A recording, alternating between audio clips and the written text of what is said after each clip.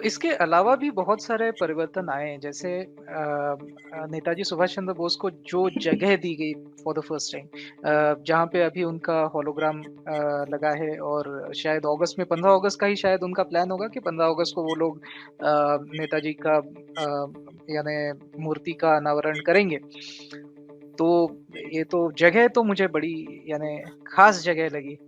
बिल्कुल राजपथ के ऊपर अगर उन्हें स्थान दिया गया तो आरती जी आपको क्या लगता है कहीं कहीं ऐसा तो है कि शायद मोदी जी आने के बाद फॉर द फर्स्ट टाइम ऐसा हुआ है कि नेताजी को वो स्थान मिला है जो देश में होना चाहिए उनका। मुझे लगता है कि पहली बार नेताजी की प्रतिमा की स्थापना के साथ हमारे गुलामी के खिलाफ जो स्वतंत्रता संग्राम था, फाइनली अब खत्म हुआ है। और एग्जैक्टली। मैं तो यही रिक्वेस्ट करूंगी मोदी जी से कि जब वो इंडिपेंडेंस डे का स्पीच दे नेक्स्ट ईयर, तो अंडमान से दे, जब हाँ। नेताजी ने पहली बार इंडिपेंडेंस अनाउंस किया था ऑन 21st ऑफ अक्टूबर 1943।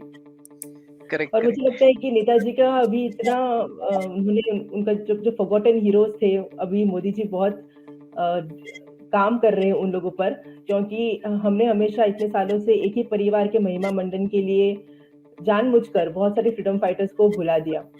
तो अभी भले ही नेताजी सुभाष चंद्र बोस हो या ट्राइबल्स में जैसे बिरसा मुंडे जी हो या संत आचार्य के स्वतंत्रता संग्राम हो, सबको अभी बहुत ज्यादा रिकॉग्निशन मिल रहा है। ओके, एक और चेंज आ रहा है और वो है नेताजी सुभाष चंद्र बोस को जिस तरीके से इम्पोर्टेंस दी जा रही है। तो ये जो पिछले 1 महीने में जो चीज़ें हुई, वो मुझे थोड़े यानी ऐसा कभी उम्मीद नहीं थी कि भारत में ऐसा कभी हो पाएगा। जैसे नेताजी की सबसे पहले तो अ, अभी होलोग्राम लगा हुआ है, वो भी पराक्रम दिवस के दिन। पराक्रम दिवस को लास्ट ईयर उन्होंने अनाउंस किया कि 23rd of Jan will be observed as पराक्रम दिन।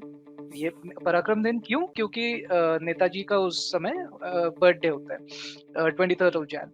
तो ये भी एक बहुत बड़ी बात थी। नॉर्मली तो हम गांधी की नाम सुनते हैं भारत में। देश किसका है? तो गांधी और नेहरू का है। ऐसा ही बोला जाता है आजकल तो। 2 अक्टूबर को गांधी जयंती होती है, लेकिन हम ये भूल जाते हैं कि शास्त्री जी का भी जन्म उसी दिन हुआ था, लेकिन शास्त्री जयंती कोई नहीं बोलता, लोग गांधी जयंती बोलते हैं, पता नहीं क्यों। फादर ऑफ द नेशन और कोई नहीं बन सकता जी, गांधी जी हो सकते हैं, नोट के ऊपर गांधी जी हो सकते हैं। तो ये थोड़ा-सा अति गांधीवाद जो है, ये कई बार हमें देखा गया और इस बार पहली बार ऐसा लग रहा है कि हम गांधीवाद से आखिरकार उभर रहे हैं। मोदी सरकार भी गांधीवाद से अछूती नहीं है। मोदी सरकार भी देखिए अभी स्वच्छता अभियान का ब्रांड मैस्कट अगर किसी को बनाना है तो उन्होंने चश्मा गांधी जी का ही लगाया। क्यों? नेताजी का चश्मा नहीं था, वो भी तो वैसा ही था। नेताजी के नाम पे चला सकते थे, लेकिन नहीं, आपको वही करना है। आप आजादी का अमृत महोत्सव देख लो, वहां पे भी देखो गांधी गांधी गांधी एवरीवेयर। तो मेरा ये कहना है कि भाई गांधी जी के अलावा भी तो बाकी फ्रीडम फाइटर्स थे। कहीं अति गांधीवाद की वजह से हम बाकी फ्रीडम फाइटर्स को थोड़ा यानी निग्लेक्ट नो नहीं करते। क्या इनके ऊपर ये अन्याय साइडलाइन नहीं कर है? दिया। जी। करेक्ट। आरती जी आपको क्या लगता है? मैं एक-एक करके नहीं, दोनों की प्रतिक्रिया जानना चाहता हूँ इस पे। नहीं, हमने 70 साल में सारी फ्रीडम फाइटर्स, जो फॉरगॉटन फ्रीडम फाइटर्स थे, उन्हें साइडलाइन तो किया ही है। और इस देश को आज़ाद करने के लिए बहुत सारे लोगों ने अपनी जान दी है। और अगर हम सबको एक्नॉलेज नहीं कर सकते, तो वो देश कभी अपनी हिस्ट्री के साथ न्याय नहीं कर सकता। तो मुझे सही। लगता है कि Netaji was the first innovative military leader of India. He was the first exactly. India's supreme commander of India. और करेक्ट। बाकी तो उन्होंने आईएनए की स्थापना की। और जो इमोटिव फ्यूल था आईएनए का, वो तो यही था, नेशनलिज्म, मिलिटेंट नेशनलिज्म, जो ब्रिटिश इंडियन बिल्कुल। आर्मी से इसलिए जुड़ा था वो। तो इसमें मैं एक किस्सा सुनाना चाहूंगी अ, कि आज़ादी कैसे मिली, जो उनके जो हौसला होना चाहिए, वो क्या था। तो एक बार ये जब इम्फाल का वॉर हुआ था, मणिपुर में, जब जापानीज ने इम्फाल में जब आईएनए ने इम्फाल में आईएनए ने इम्फाल अंग्रेज़ों में के पैर उखाड़ दिए थे वहाँ अंग्रेजों, पे। जी जी जी, और वहां पे जी। पहली बार इंडिया का फ्लैग होइस्ट किया गया था, मोइरांग में, मणिपुर में, आईएनए द्वारा। तो वहाँ का जो ब्रिटिश इंडियन आर्मी था, जनरल ग्रेसी करके, उन्होंने प्रेम सहगल जो आईएनए के हैं, उन्होंने बोला उसे कि he was very surprised, जो British Indian Army था, and he was like, we had the armors, we had the artillery, and you chaps had nothing, but instead you didn't surrender and you fought. It was madness. Correct, And correct, the absolutely, INA and the INA colonel, he calmly replies. He says that a revolutionary army lives on the spirit of madness, and of course, correct, it is क्या बात madness. So that yes is it is, what that is the spirit of that was a spirit which was needed to get freedom, and it was not Gandhism. Exactly मेरा भी यही ख्याल है कि देखिए शस्त्रमेव जयते, और ये भारत को कभी ना कभी समझ में आना चाहिए कि शस्त्रों से ही क्रांति आती है। अगर कोई आपको ये कहे कि मैं चरखे का सूत निकाल रहा था और उसकी वजह से somebody said कि नहीं ये कितना अच्छा आदमी है, चलो इसे फ्री कर देते हैं, it doesn't happen like that. उस समय विंस्टन चर्चिल थे, विंस्टन चर्चिल को मुझे समझ नहीं आता विंस्टन चर्चिल को इतना क्यों लोग अच्छा मानते हैं, और उस समय के सभी नेता वैसे ही थे। आप अगर हिटलर को खराब कहते हैं तो विंस्टन चर्चिल कौन से अच्छे थे? वो लोग कौन से अच्छे थे जिन्होंने बिहार में आर्टिफिशियल फेमिन्स लाए। हमारे भारत देश में कई सारी जगहों पे उन्होंने आर्टिफिशियल फेमिन्स लाए। आईएनए के लोगों को कितना प्रताड़ित करके उनकी जान ली। वो ये सारी चीजें भी तो युद्ध अपराध है ना। लेकिन हाइलाइट कौन होता है? हाइलाइट हिटलर होता है हमेशा। हाइलाइट कौन होता है? अगर जापानीज ने थोड़ा सा भी कुछ कहा ना, नहीं नहीं जापानीज तो बड़े खराब लोग, अरे वो हिटलर बड़ा खराब आदमी है। स्टालिन स्टालिन आपकी जमती नहीं है उसके साथ, हाँ नहीं स्टालिन बड़ा खराब आदमी, लेकिन आपने क्या किया? British empire also did literally the same thing. INA के साथ तो इतनी नाइंसाफियां हुई है। और हमारे बुद्धिजीवी, खासतौर पे भारतीय बुद्धिजीवी तो ऐसे हैं कि जो कहते हैं नहीं नहीं नहीं ये अंग्रेज तो बड़े अच्छे थे, और जी आईएनए के लोग तो जी हमारे भारतीय सेना के साथ लड़ रहे थे। भाई वो भारतीय सेना नहीं थी, उस समय हम परतंत्र में थे, और उस समय वो ब्रिटिश सेना थी, भले वो इंडियन लोग थे, लेकिन भाई INA was the thing that was fighting with us. और ये जो लोग थे ये अंग्रेजों की तरफ से लड़ रहे थे, तो आपको सांत्वना आईएनए की तरफ होनी चाहिए, ना कि अंग्रेज फोर्स की तरफ होनी चाहिए। वे जी आपका इसके ऊपर क्या ख्याल है? राइट, अगर मैं इस चीज को, आपने जैसे बोला कि जो क्रूरता की बात आपने की है कि युद्ध में, या फिर तो युद्ध में क्रूरता तो एक बार समझ आता है कि ठीक है सामने वाला गोली चला रहा था तो मैंने भी गोली चला दी, ठीक है, या फिर मैंने उनको प्रताड़ित किया समथिंग। पर आप जलियांवाला बाग को क्या कहेंगे जब सामने वाला तो निहत्था था, ठीक है। अच्छा ये भी है कि ऐसा भी सुनने में आया कि जब जनरल डायर यहाँ से जाते हैं तो अंग्रेज लोग उनका सम्मान करते हैं, ठीक है। एक हमारे भी एक दो लोग उठ जाते हैं सर। ऐसा क्या है?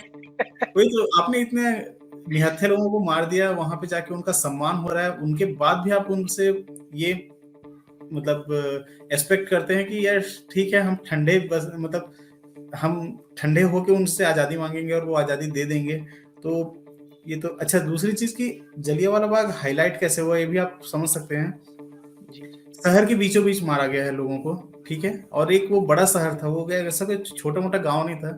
तो आप अगर छत्तीसगढ़ की हिस्ट्री पढ़ते हैं तो छत्तीसगढ़ में क्या किया था, अंग्रेजों ने एक विद्रोह करने वाली जनजाति को ऐसा समाप्त किया कि उस मारकाट के बाद सिर्फ 5 या 10 लोग बचे, या 5 या 10 परिवार बचे। पूरी जनजाति जो कि छत्तीसगढ़ के एक बड़े क्षेत्र में रहा करती थी, और आज के समय में भी वे लोग अल्पसंख्यक हैं, मतलब उनकी और अभी भी ये केवल वॉर क्राइम नहीं है, हजारों आप नहीं पूरे है। ट्राइब को खत्म कर रहे हो, व्हिच इज सो पूरे मच ट्राइब्स को रॉन्ग। खत्म कर दिया गया था जस्ट बिकॉज कि उन्होंने उन लोगों का साथ दिया था जो कि अंग्रेजों के खिलाफ थे, ठीक है। तो उनको मतलब एक होलोकास्ट किया गया, एक नरसंहार किया गया था, और ये चीज आई नहीं हाईलाइट में क्योंकि छत्तीसगढ़ एक ट्राइबल एरिया था, ठीक है, एक आदिवासी क्षेत्र था, इसीलिए ये चीज हाईलाइट में नहीं आया। वहां आज भी ऐसा है कि जब एक समय ऐसा था कि उनका राज हुआ करता था उस क्षेत्र में, आज उन लोगों को खोजने पे मिलता है।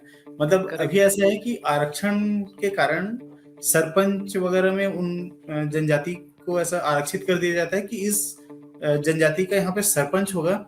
उस गांव में उस जनजाति का कोई आदमी नहीं मिलता तो दूसरे गांव से बुला के वो लोग उनको सरपंच बनाते हैं। मतलब ये हालत है उन जनजाति की।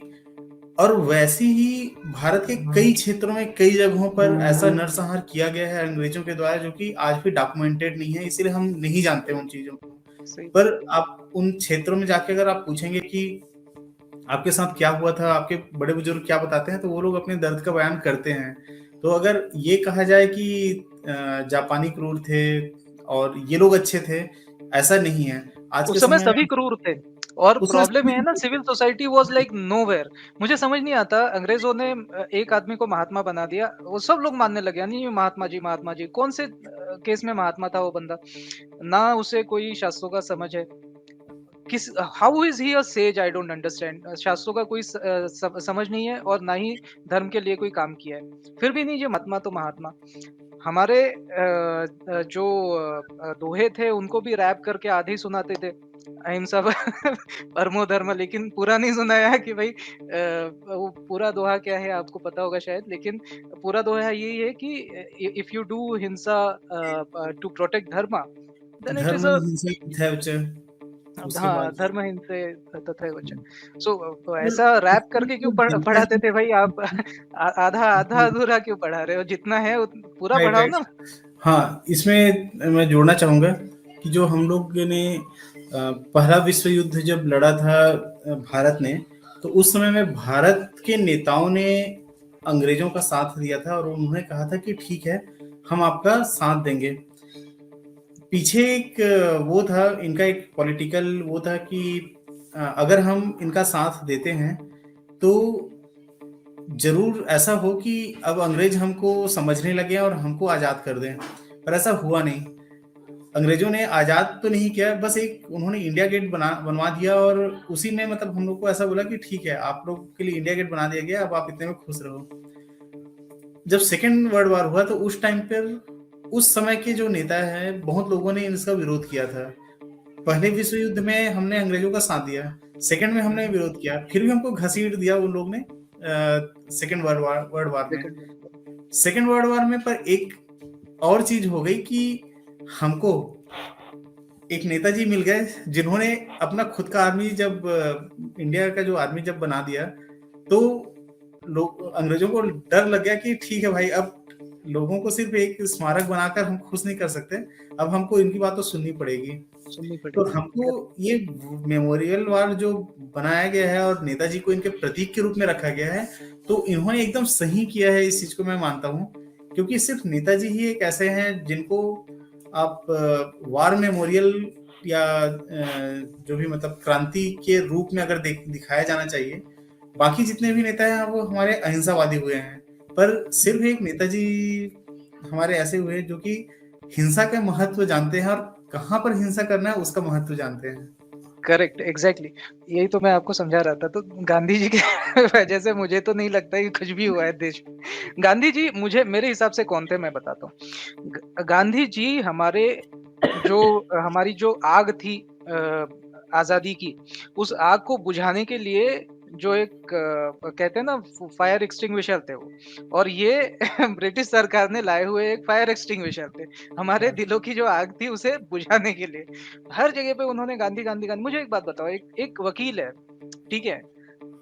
साउथ अफ्रीका में उसने किसके केसेस लड़े? सारे के सारे अंग्रेज़ों के ही लड़े, ठीक है? या फिर यहाँ के पूंजीपतियों के लड़े होंगे, है ना? हाँ हाँ। ये बंदा, आप ये आया कैसे पॉलिटिक्स में, and how did he become such a big figure? ये बिना सरकार के अनुमति या कुछ आशीर्वाद से ये पॉसिबल ही नहीं है, इट्स इम्पॉसिबल। और वो जिस तरीके से एक-एक लैडर चढ़ता गया, ऐसा क्या खास था उस आदमी में? He was just a lawyer. तो मेरा हिसाब तो मेरे ख्याल तो थोड़े से वेद जी आपसे अलग है। मैं सोचता हूँ हाँ, गांधी हो ने सकता किया है मैं कुछ नहीं आपको है। रिग्रेट ना करूं, क्योंकि जितना रिसर्च मैंने गांधी जी के ऊपर किया है और बचपन से मैं पढ़ते आ रहा हूँ, तो एक तो ऐसा है कि उनका जो व्यक्तित्व है गांधी जी का, वो आपको आकृष्ट करेगा ही करेगा। अगर आप देखिए, एक्चुअल में क्या होता है कि नहीं, वो हमारी बहुत सारे लोगों को विचारधाराएं अट्रैक्ट करते थे, अभी तो ये अभी भी और भी कुछ करते हैं कहानियाँ एक्चुअली। निकल रही है उनके बारे में। बड़े अट्रैक्टिव पर्सनैलिटी थे। ख़ैर, गांधी के ऊपर हम बाद में कभी चलिए ठीक चर्चा है, गांधी करेंगे। जी के ऊपर अलग से सेशन करते हैं, क्योंकि मैं असल में हाँ, रीजन कुछ ऐसा है सर कि मैं ऐसा तो नहीं कहूंगा कि जैसे कि आज के समय में मैं अगर बोलूं तो मेरे पास अभी अगर मैं पंत प्रधान या फिर प्रधानमंत्री का अल्टरनेटिव अगर मैं खोजूं, तो मोदी जी के अतिरिक्त कोई दिखता नहीं है। वैसे ही उस समय में एक ऐसा सिचुएशन भी था कि गांधी जी के अतिरिक्त किसी को कोई दिख ही नहीं रहा था। ठीक है, एग्ज़ैक्टली, तो तो ये आप बोल व्हाय सकते हो। गांधी? हाँ, मेरा मेरा ये कहना है, व्हाय गांधी? उस समय आपको ऐसा लगता है कि भारत में असल बिल्कुल ही में हाँ, देखिए अकाल पड़ा रीज़न हुआ ये था लोगों का कि हाँ, हाँ। अब मुझे इवन कांग्रेस में नहीं समझ आता है। देखिए, कांग्रेस में कितने अच्छे फ्रीडम फाइटर्स रह चुके हैं, लेकिन every single time Gandhi, Nehru, why is that? तो anyways that's an all together different topic, let's not touch it at the moment.